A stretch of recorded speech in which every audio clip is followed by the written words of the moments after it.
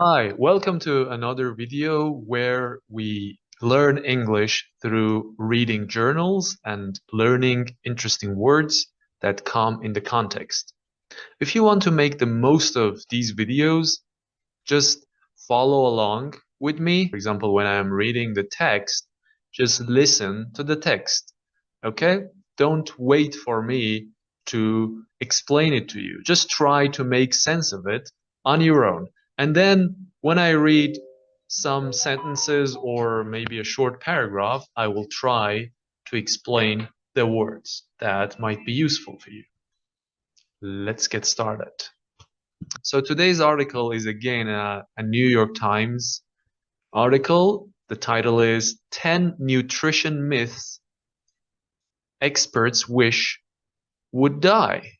So there are some myths around nutrition. Nutrition is whatever that you eat, that you put in your body, that is that nutrition.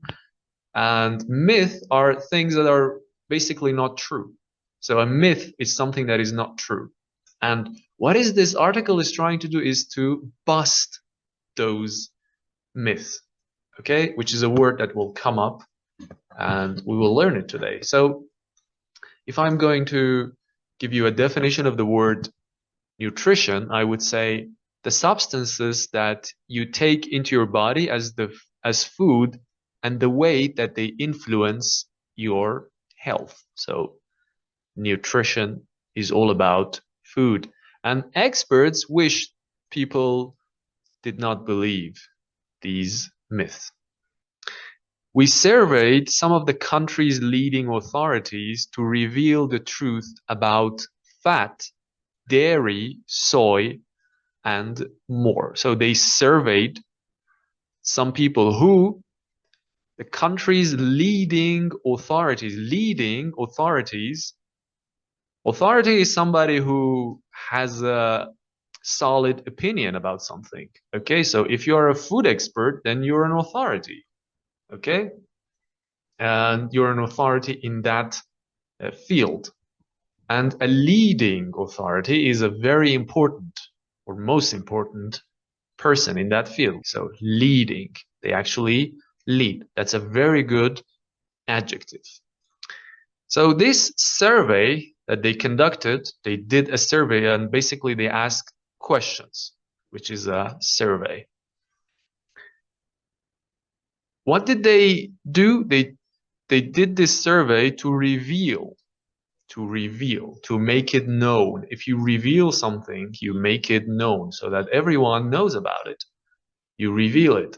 Reveal the truth about what is the real thing, the reality about fat, dairy, the products that are related to milk, like for example, cheese, yogurt, milk itself, maybe some ice creams, soy, which is a staple ingredient in a lot of, like for example, Asian cuisine. Okay, like for example, we have soy milk, we have soy sauce, which is used a lot in Chinese and Japanese cooking, and more. Okay, so let's find out. So this is a myth. Soy milk can raise the risk of breast cancer. Soy milk can raise means make it more. Okay, the risk of breast cancer. Fat-free foods are healthier than high-fat foods. These are some of the myths, yeah? Fat-free foods without fat. So these are fat-free foods are healthier than high-fat foods. Vegans and vegetarians are deficient in protein. So if you're deficient in something, it means you don't have enough of that. And the preposition that we use with that is in, deficient in something. So basically, this means that vegans and vegetarians are not necessarily deficient in protein. So deficient in something means not having enough of that. Some false idea about nutrition seem to linger in American culture, like a terrible song stuck in your head. So this article claims that these false ideas, the ideas that are not true, they linger. Yeah? Which means that they take a long time to disappear. This is a good example. The smell from the fire still lingered days later. Lingered, it stayed. There was a fire, and days later you could still smell fire or smoke in the air. It lingered. And it lingers like a terrible song stuck in your head. You know, sometimes you hear or listen to a terrible song and you cannot just put it out of your mind. It lingers. Okay? It gets stuck in your head. So, to set the record straight, so what is this article trying to do? Set the record straight. Okay? They want to make the facts known. They want to bust these myths. So to set the record straight, which is a very interesting way of putting it, is to give the true version of events that have been reported incorrectly. Correct a misapprehension. So something is wrong, you correct it. You say, no, this is not true. Okay, let me tell you what is actually the case. So in order to do this, we asked 10 of the top nutrition experts in the United States a simple question. What is one nutrition myth you wish would go away and why? Here is what they said. Okay, so these are the myths that the experts talked about. Myth number 1, fresh fruits and vegetables are always healthier than canned, frozen, or dried varieties. Yeah, this is something that actually I believe myself. Yeah, and isn't it the case? Despite the enduring belief that fresh is best, research has found that frozen, canned, and dried fruits and vegetables can be just as nutritious as their fresh counterparts. Interesting. So research has found that. Okay, you cannot doubt it. This is an enduring belief, which means that it has existed for a long time. If you say that, oh, this belief is enduring, or more like enduring belief or enduring appeal, like for example, we say the enduring appeal of cartoons, which means that for a long time people have enjoyed cartoons. Enduring appeal. So there is this belief that fresh is best, but research shows otherwise, that frozen, canned, and dried vegetables can be just as nutritious, which means that they can have the same amount of nutrition as their fresh counterparts. So if you say that we have 2 or 3 types of something, okay, so fresh has a counterpart. And what is the counterpart? Is the frozen one. Or for example, if 2 presidents meet, okay, one of them is the counterpart of the other. Okay? And they can be just as nutritious. This is an adjective for nutrition. We had the word nutrition, and nutritious is an adjective, which means that it has nutrition. They can also be a money saver and an easy way to make sure there are always fruits and vegetables available at home. Well, that makes sense. So maybe canned varieties are cheaper because it says it can be a money saver. And in addition, you can make sure there are always fruits and vegetables available at home. Said Sarah Blige, a professor of public health policy at the Harvard T.H. Chan School of Public Health. One caveat.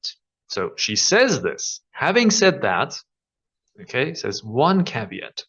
What is the caveat? A warning to consider something before taking any more action, or a statement that limits a more general statement. So if you said, oh, well, I said this, okay, having said that, you should consider this, what I'm going to say. Some canned, frozen, and dried varieties contain means they have it in them. They contain, what do they contain? Sneaky ingredients. Sneaky ingredients. Ingredient is something that is in a food, for example. Okay, so if you make a type of food, there are certain ingredients in that food. Okay, for example, meat, I don't know, tomato, oil, whatever that you put in that dish is an ingredient. And these sneaky ingredients, some of these ingredients are sneaky, which means that you may not notice them. You may not know that they exist. Like added sugars, saturated fats, and sodium, Dr. Blythe said, be sure to read nutrition labels. So when you buy whatever, for example, especially a canned food, there are labels that tell you about the nutrition content of that thing.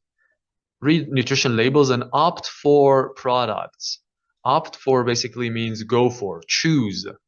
Choose products that keep these ingredients to a minimum.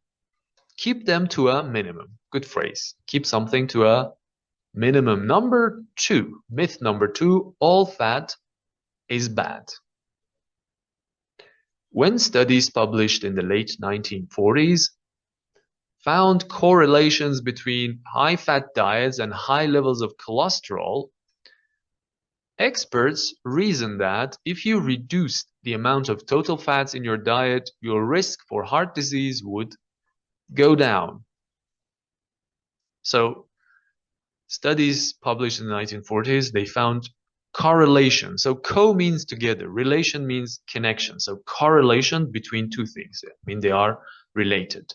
Between high-fat diets are diets that are high in fat and high levels of cholesterol. If you reduce means it's the opposite of raise. We already talked about raise, and now we have reduce. It means that, like for example, something decreases, goes down. The amount of total fats in your diet, your risk for heart disease would go down. So this is something that they believed in the past, but now, by the 1980s, doctors, federal health experts, the food industry, and the news media were reporting that a low-fat diet could benefit everyone, even though there was no solid evidence that doing so would prevent issues like heart disease or becoming overweight or obese. So everyone believed that. They report that a low-fat diet could benefit everyone. Benefit everyone. Benefit is a verb, like it could be beneficial. It could be good for you. If something benefits you, it is good for you. Okay? Even though, despite, of course, we cannot put despite here, but even though is here to make a contrast. There was no solid evidence. Solid evidence. What is solid? It means certain or safe, of a good standard, giving confidence or support. This provided solid evidence that he committed the crime. So when we want to believe something, we need solid evidence. We want to be sure. We want to be certain. We want to be safe. That doing so, what is this doing so? Which refers to if you reduce the amount of total fats in your diet. So in order to avoid repetition, the writer of this article opted for doing so. Which means doing this thing, reducing the amount, would prevent issues like heart disease or becoming overweight or obese. Dr. Vijaya Sarampudi is a difficult Indian name, an associate professor of medicine at the UCLA Center for Human Nutrition, said that as a result of what? The myth that we just talked about. The studies in the 40s and 80s, something that people wrongly believed.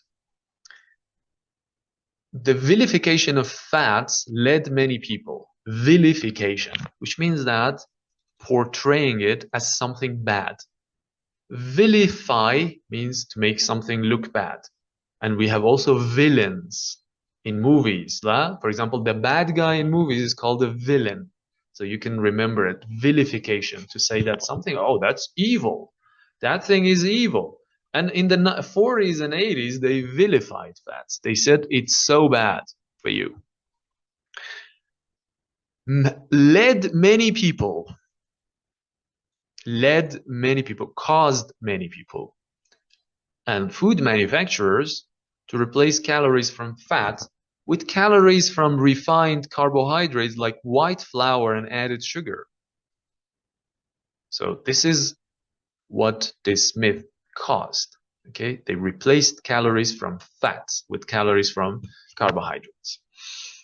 Instead of helping the country stay slim, slim means like in good shape, the rates of overweight and obesity went up significantly. Went up. Yeah, she said.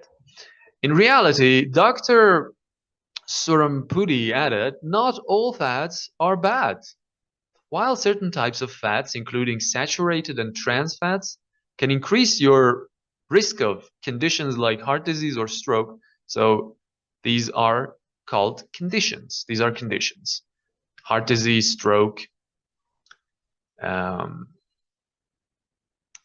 they increase your risk of, they raise your risk of. So do you see there are lots of words for going up and going down. Healthy fats like monosaturated fats. So not all fats are bad. Some are actually very beneficial. So these monosaturated fats are found in olive and other plant oils, avocados and certain nuts and seeds, and polyunsaturated fats found in sunflowers and other plant oils, walnuts, fish, and flax seeds actually help reduce your risk. Interesting. Good fats are also important for supplying energy. So they provide energy. They give you energy. Producing important hormones, supporting cell function, and aiding in the absorption of some nutrients. They aid. Aid means help. Aid in the absorption of some nutrients. They help you with absorbing some nutrients. Another word related. So far we have had nutrition, nutritious, and nutrient. And some like vitamin C, vitamin D, calcium, these are all nutrients. And having fats, healthy fats, help you to absorb it. So when you eat something, you absorb it, yeah? And the noun for absorbing is absorption. If you see a product fat-free, labeled fat-free, don't automatically assume it is healthy. Don't automatically make an assumption that it is healthy.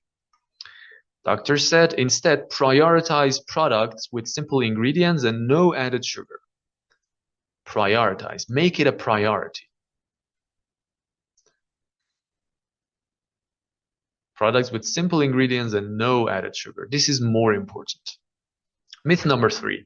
Calories in, calories out is the most important factor for long-term weight gain. So here we're talking about weight gain and whether it's long-term or short-term. Okay? If you gain weight, you become overweight. You gain weight, you put on weight, which is also another way of talking about becoming overweight. It's true that if you consume more calories than you burn, you will probably gain weight. Consume, which means that eat. Yeah? Here it means eat. If you eat more calories than you burn, you will probably, which makes sense, right? And if you burn more calories than you consume, you will probably lose weight, at least for the short term.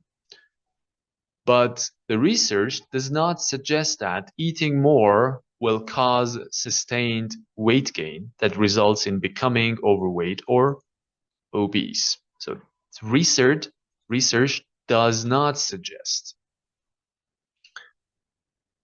Research does not show that eating more will cause sustained weight gain. Sustained means being able to keep it for a long time. Okay, if it's just for a short time, it's not sustained. Results in, ends up, results in. Here, result is a verb.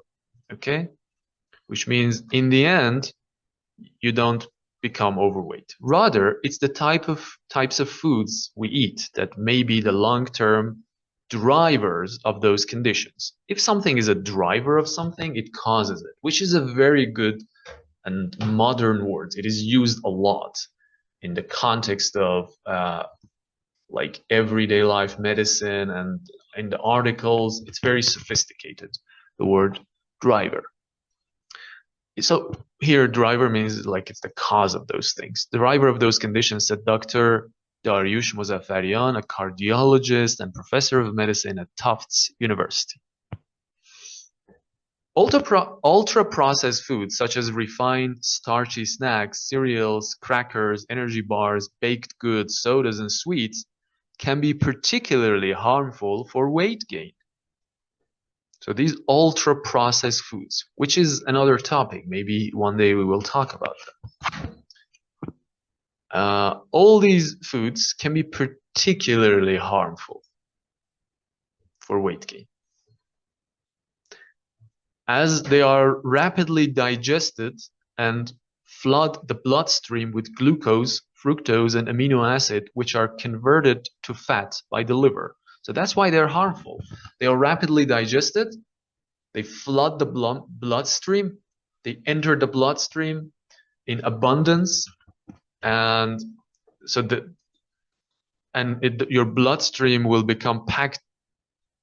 So your bloodstream will become packed with glucose, fructose, and amino acid, and then they are converted to fat by the liver. So that's why you get a fatty liver. Instead, what's needed for maintaining a healthy weight? So it's not just becoming like losing weight. You should be able to maintain it, to keep it. Is a shift from counting calories to prioritizing healthy eating overall, quality over quantity. So it's not just about quantity. It's not just about, okay, I eat this much and then I burn it, so I should be fine. No, that's not the case here. Okay. Again, the word prioritize has come up. Myth number 4. People with type 2 diabetes shouldn't eat fruit. Okay, let's find out if this is true or not. This myth stems from conflating fruit juices, which can raise blood sugar levels because of their high sugar and low fiber content, with whole fruits. So where does this myth come from? It stems from. So if you say something stems from something else, it means it started or developed as a result of something else. As a result of what? Conflating fruit juices. So you conflate, you confuse them. Okay, you say fruit juice is the same as whole fruit, which is not the case. But research has found that this isn't the case. Some studies show, for instance, that those who consume 1 serving of whole fruit per day, particularly blueberries, grapes, and apples, have a lower risk of developing type 2 diabetes, which is good news, yeah? If you consume 1 serving of whole fruit per day, 1 serving is like what you eat in one time. Like, for example, if I open the fridge and I pick an apple, okay, so this is 1 serving of that. And these fruits are especially healthy, blueberries, grapes, and apples. You have a lower risk of developing type 2 diabetes. So if you get a disease, you develop it, which is a good, what's that word that we say when 2 words go together? Collocation. And other research suggests that, so learn this, research suggests. So suggest is not just or making a suggestion, hey, let's go and do something. Okay, so this is a very smarter way of using it. Research suggests that if you already have type 2 diabetes, eating whole fruits can help control your blood sugar. It's time to bust this myth. Yeah, here's the word bust that I was talking about. To bust it means to remove it. Okay? said Dr. Linda Xu, an internist and the director of culinary medicine and lifestyle medicine at Kaiser Permanente in San Francisco. So this doctor is a director of culinary medicine. Culinary is a good word, interesting one, which is not just used in the context of medicine. It is also, for example, we say, I went to China and I enjoyed the culinary delights there. Culinary delights. Culinary is whatever that is related to food or eating. Yeah. So culinary delights are the like the best foods that a place has to offer. Okay. Including those with type 2 diabetes can benefit from the health promoting nutrients in fruit like fiber, vitamins and minerals and antioxidants. They can benefit from health promoting nutrients. They promote your health. They enhance your health. Okay, myth number 5. By the way, I'm not going to talk about all 10 of them in this video. Maybe I will talk about the rest of the myth in another video so that the video will not run too long. So myth number 5, plant milk is healthier than dairy milk. There's a perception. A perception is an assumption. This is what some people think. That plant-based milk, such as those made from oats, almonds, rice, and hemp, are more nutritious than cow's milk. So this is a perception, which is not true. It's not that true. It's just not true, said Kathleen Merrigan, a professor of sustainable food systems at Arizona State University and a former U.S. deputy. So these doctors, remember, yeah, at the beginning of the article, it said that we're going to ask some leading authorities. So all these people are leading authorities. They are leading experts. Sustainable, yeah, a professor of sustainable food systems. What is sustainable? If something is sustainable, for example, able to continue over a period of time, that sort of extreme diet is not sustainable over a long period, which means that you cannot keep doing that. Okay? So, for example, we have sustainable energy. Yeah? Sustainable energy. Like, for example, we say that fossil fuels are not sustainable because we cannot continue using them forever. So they're not sustainable. And some diets are not sustainable because you cannot eat like this forever. You cannot sustain it.